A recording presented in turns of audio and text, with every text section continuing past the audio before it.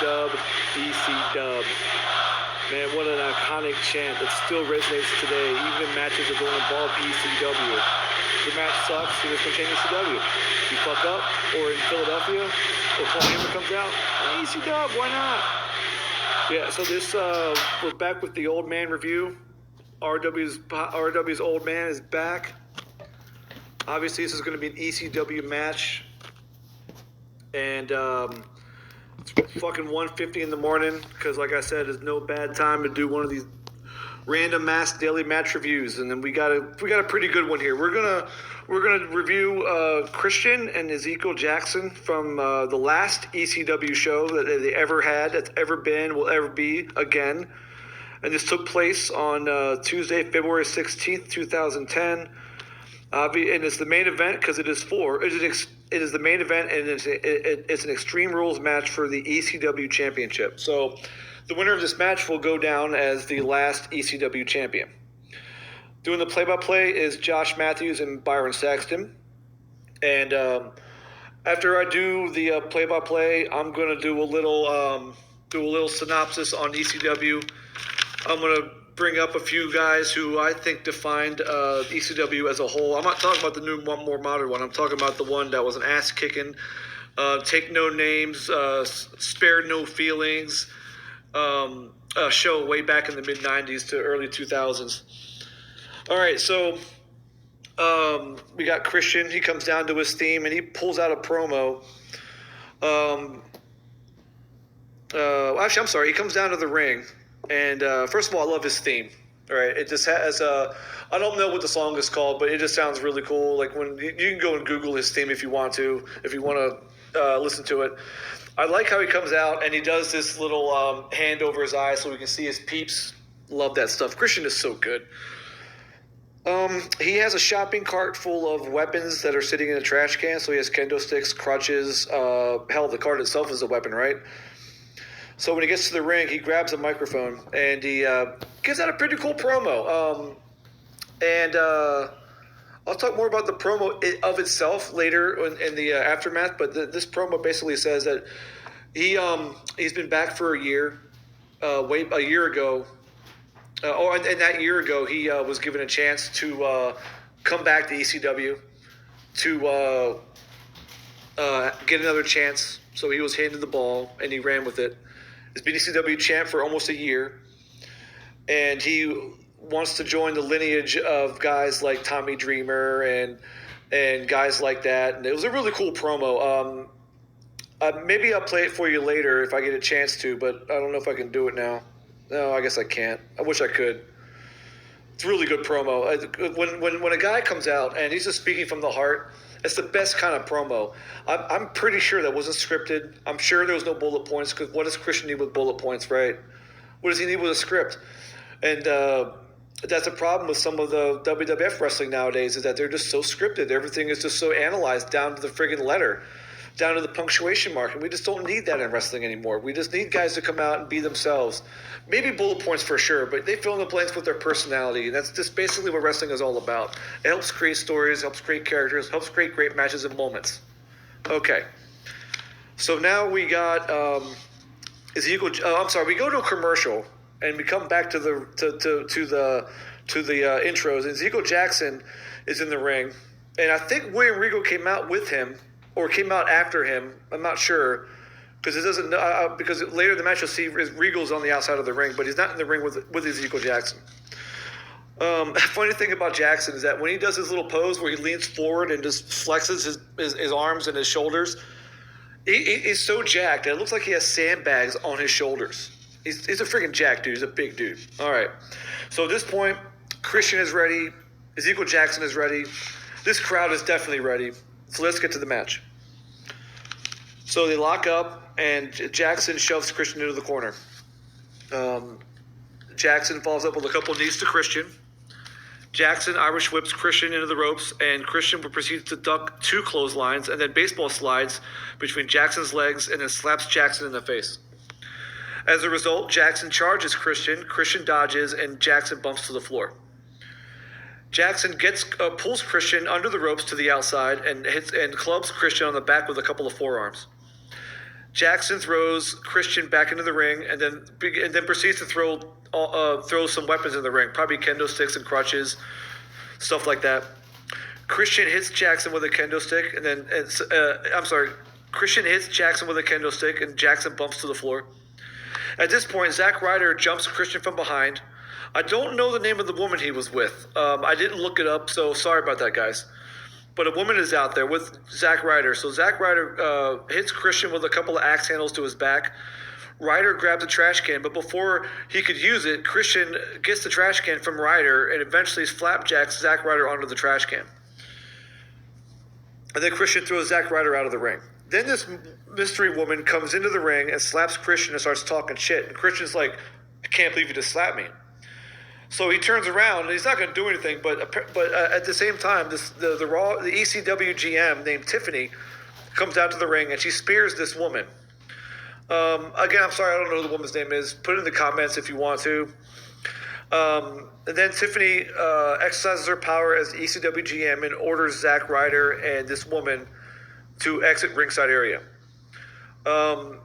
Weird little spot. I guess just to get people in the last match. I guess, I don't know.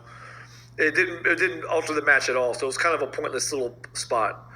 At this point, we go to a commercial. Back from commercial, we see Christian has climbed to the top rope, and then right as he gets up there, Jackson pushes Christian off the top rope, and Christian bumps to the floor. Jackson throws Christian into the barricade. Jackson slams Christian's head into the stairs. Jackson attempts to hit Christian with the trash can, but Christian dodges and punches Jackson. Christian climbs the stairs. Now, Jackson has the trash can in his hand, and Christian drop kicks the trash can into Jackson's head. Nice little pop from the crowd, by the way. Nice crowd, too. Always like nice crowds. So I got to bring that up. Always love nice crowds when they react to everything, despite they know it's fake, you know. But so then Christian starts to limp. I'm not sure what happened there because I didn't see him hurt his leg anyway, maybe or in any way. So I'm not sure if it was like it was really hurt or it's kayfabe or what. Jackson throws Christian into the stairs again and empties the shopping cart of all the weapons. And then Jackson tries to ram Christian with the cart, and Christian dodges, and the cart hits the stairs. Christian punches Jackson in the gut a couple times. Christian runs at Jackson. Jackson dodges, and Christian runs into the cart. Okay, so I want to make it clear. He's not against the cart. He's inside the cart. You know the little thing that flips up? Yeah, he went through that. So back in the ring, Jackson gets a 2 count on Christian. Jackson tries to hit Christian with a trash can. Jackson tries to hit Christian with a trash can lid, and he misses, and he hits the corner turnbuckle. Hits the corner turn post. Christian dodges that shot, obviously, and he does a little thing where he jumps between the ropes and does like a Pele kick up on the Jackson through the lid. So it went kick, lid, right into freaking Jackson's forehead. Christian goes to the top rope, hits Jackson with a crossbody for a 2 count. Christian grabs a trash can, and then Jackson just throws himself into the trash can and in turn hits Christian with it, and then Jackson gets a 2 count. Jackson goes out of the ring to get a table. Crowd pops, obviously. It's ECW show. As Jackson and Regal are trying to put the table into the ring, Christian drop kicks the table and knocking over both Jackson and Regal. Christian drags Jackson. Christian puts the table into the ring and then puts Jackson into the ring. Christian tries to pin Jackson and gets a 2 count. Jackson recovers from the table shot and then slams Christian into the not set up yet table and gets a 2 count. The crowd breaks out with a Christian chant. Jackson puts Christian on top of the turnbuckle and then goes and sets up the table. Jackson attempts a superplex onto the table, but Christian blocks it and then punches Jackson off the ropes. Christian goes for an acid drop, but Jackson throws Christian over the table. It was almost like Jackson blocked the acid drop and then tried to put Christian through the table, but Christian was able to leap over the table. Christian hits Jackson with a kendo stick. Christian, with a kendo stick, chases William Regal from the ring. And at this point, you can see Christian's really limping. When he was running after William Regal, you can see him really favoring his left knee. I think it was his left knee. Christian gets back into the ring and hits Jackson with and his leg twice with a kendo stick. Christian hits Jackson with a backward elbow from Brett's rope. Christian goes for the kill switch, but Regal jumps Christian from behind. Christian eventually hits the kill switch on Regal. Jackson hits Christian with his what he calls the Book of Ezekiel, which is really just an uranagi, through the table, and in turn, Jackson becomes a paradox in the process. Jackson gets the 1, the 2, the 3, and the Ezekiel Jackson becomes the new and final ECW Heavyweight Champion. This match closes out with Matthews and Saxton advertising for the very first episode of NXT Season 1, and we cut to black. Okay, so that's what the match was just okay. It seemed to me like it was, except for a few cool spots like Christian's drop kick through the trash can onto Jackson, and then Christian's that kick he did through the ropes, like the little Pele kick he did onto Jackson's trash can lid, which hit Jackson. The acid drop looked really cool, and then the uranagi through the table always gets a nice pop. And speaking of that, in case nobody knows, what I meant by by Jackson becoming a paradox, usually in wrestling, if you set up a table, you're the guy who goes through it. Jackson did not go through it. Christian did. So Jackson is now a paradox. And but other than those few spots, the match was pretty ordinary. The crowd loved it, so obviously I'm going to love it. Most of the time when the crowd is hyped up, I'm going to be hyped up. But the idea of this match being the last ECW match overshadowed this match itself, and it kind of made this match mean a little bit more as far as like ECW as a whole, as opposed to this match, as opposed to this individual match. I actually thought Christian was going to win. Having Jackson go over in this match really doesn't do anything for him or the brand or anybody at this point. I'm not even sure why. The way I would have done it is that considering what this was the last match, why not? And Christian pulls off this promo earlier before the match. Putting over ECW's legacy and the fact that he was the ECW champion and all that kind of stuff. Why not have that come at the end after Christian wins the match and he's the final champ? Whereas having Jackson win, it's just kind of like anticlimactic. And then Jackson doesn't say anything. He just says, "Yay, I'm the champ," and it doesn't really matter. But with Christian, he could have said, "Hey, look, I'm the last champion," and he puts over ECW as a whole way back to 90. I believe it was 93, 94 when it came into existence. And to me, that would have been better. The crowd obviously was up for this match. They decided that they didn't care if it was the last match. They decided to pop for everything, and good for them. Kudos to a great crowd. So despite how I felt about how the match ended, I still gave the match a 7. It was still fun, and fun is where it all really comes down to. Was it fun? And because the average match is a 5, that's when they just go out and just go through the motions. This match was still fun because Christian is good. Jackson's not good, but he did good in this match. And Regal made an impact, and the crowd was great. A lot of good sequences, but this still seemed kind of ordinary. It wasn't just like the ECW from back in the mid-90s to 2000s. I didn't feel like it was that intense, so that knocked a few points down. But either way, I gave this match a 7. I enjoyed it. Okay, so now I want to talk about ECW as a whole. ECW has a legacy. And it has a legacy that expands way back to 1993 and still exists to this day. Like I said before, you still hear ECW chants. Whenever you go to Philly, you're going to hear it. Whenever you see a guy like Tommy Dreamer, you're going to hear the chant of ECW. It's probably not a bold take here, but I wouldn't think the Attitude Era would exist without ECW. ECW was breaking the boundaries. Like, Paul Heyman wanted to change the game. I'm not even sure if Stone Cold Steve Austin doesn't even exist without Sandman coming out with all the beer and the anti-hero kind of thing. Who knows? But I want to talk about 5 guys who I feel, or 5 or 6 guys here who defined what ECW was. And I want to talk about Rob Van Dam first. No particular order here. No, it's not a ranking here. Mr. Monday Night, this is RVD, Rob Van Dam, the old Rob Van Dam, right? Mr. Monday Night, he's the whole effing show. He was the epitome of a guy who was a big fish in a small pond. You know, when the ACW was at its height, when he was at his height as well. And he was great in the ring. He redefined what you could do in the ring. Split-legged moonsault, the thunder roll, just athletic as shit. He could leap to the turnbuckle in one bounce. And his character, I don't know if he was a good talker or not in ECW. Never really heard any of his promos. But his character didn't translate well to Monday Night Raw. But I'm sorry, that's beside the point. Rob Van Dam was one of the guys who helped define ECW. Another guy is Tommy Dreamer. I believe he is the heart, the soul, the face, and the conscience of ECW. Whenever you think of ECW, you think of this guy here. He wears the ECW shirt whenever he comes out. You get ECW chance whenever he comes out to a match, whether he was in Ring of Honor, whether he was in Impact, or wherever he was.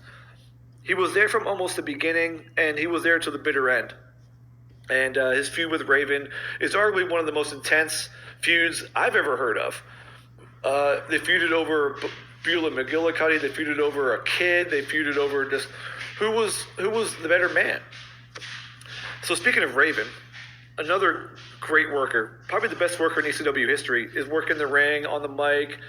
His mic skills, so what he would do, he would deliver these layered promos, like almost like they're philosophical and deep, and just they would resonate. He's a guy who'd come out and say, "This was my life. I've had a bad upbringing as a kid," and then he would still make people boo him.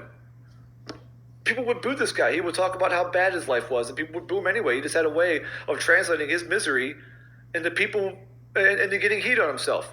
It's really good. And obviously, the catchphrase, quote the Raven nevermore, it still lasts to this day. It's just something that's never going to be forgotten.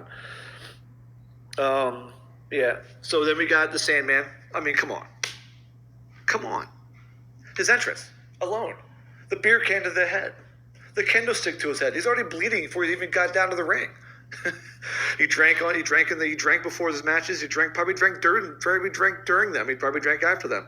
He smoked cigarettes in the ring. He had this anti-hero character, outlaw, misfit, obviously politically incorrect with his comments towards women, and he would call women whores and sluts and bitches. And like I said before, without Sandman, you don't even possibly have Stone Cold Steve Austin, although you never know.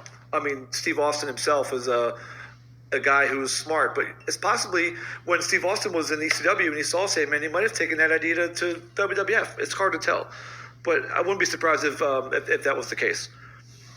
And we have the homicidal, suicidal, genocidal Sabu, the hardcore legend. I think he's more of a hardcore legend than Mick Foley, but I'd be hard-pressed to argue that in court. I could easily say they're 1A and 1B, but Sabu never was in a death match, but still, beside the point. Like Abyss had his tax and Triple H has his sledgehammer, Sabu had tables. He went through probably more tables than anybody you can think of. Go ahead, challenge me on that. And he's a guy who just came out. He would wrestle hurt. He didn't care. So so these are 5 guys who I think of as really who define ECW. Now I'm gonna get a bunch of I'm gonna give you a list here of guys who either were most notable because they're in ECW or they passed through. And this is again no particular order of any rank or priority here.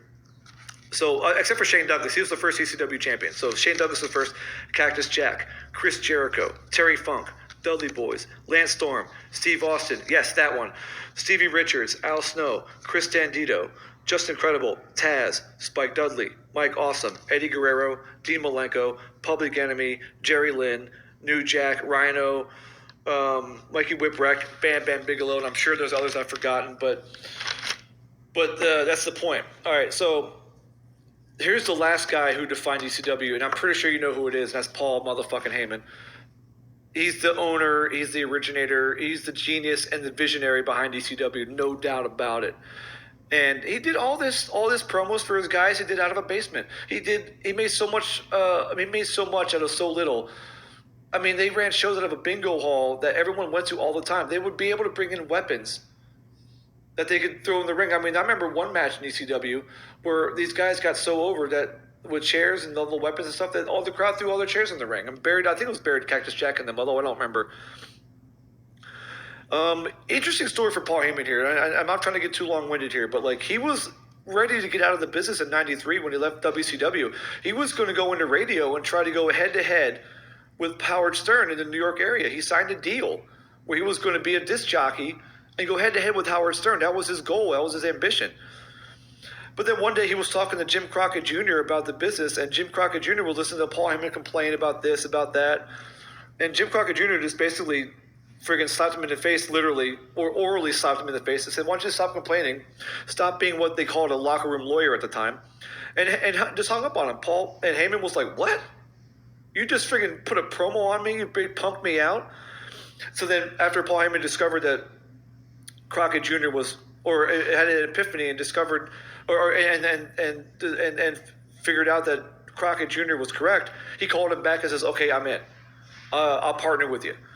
So he nixed his radio deal, and I think he worked with Jim Crockett in Texas for a little bit, but eventually he would hook up with Eddie Gilbert and Todd Gordon in Philadelphia, and as you know, the rest is history. We have ECW. They had the Eastern Championship Wrestling.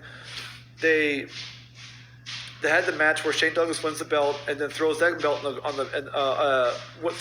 the mat and says, no, this is Extreme Championship Wrestling or whatever the promo was. I mean, you guys can look it up. He believed in his talent. That's how he was able to get these guys to go out there and do those things to themselves and to their body, and to. He always was able to rally the troops because he believed in them, no matter what their role was, no matter how small of a role they had. He believed in them, and he was able to convey to them how he believed in them. So, and hell, even without Paul Heyman's ECW, there might be no Attitude Era. I mean, that's just how instrumental this company was. I didn't see much of ECW when I was watching wrestling. I was really into WCW and WWF and I never really watched ECW that much. I really wish I could have. It's a small regret, but obviously I can go back and take a look at all the old stories and everything, and so this was again. That's like I got to lay props to ECW. I mean, good stuff, a lot of memories, and I'm gonna play this review out with ECW Champ. So here we go.